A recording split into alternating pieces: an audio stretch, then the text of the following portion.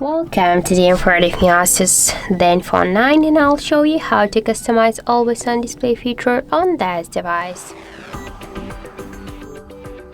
So to do that, we should first unlock our smartphone and then we should launch the settings application.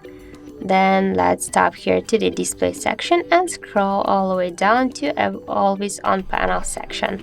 Then just click here once, and after that we'll see here the clock style. Just tap here and now we can change the style of clock on our smartphone. For example, let's use this one. Then just tap here to apply.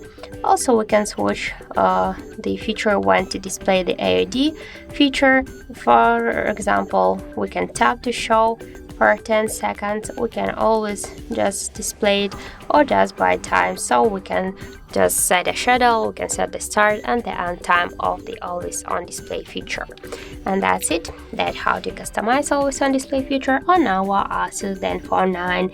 That's it. Thank you for watching, and if you find this video helpful, don't forget to leave a like, comment and to subscribe our channel.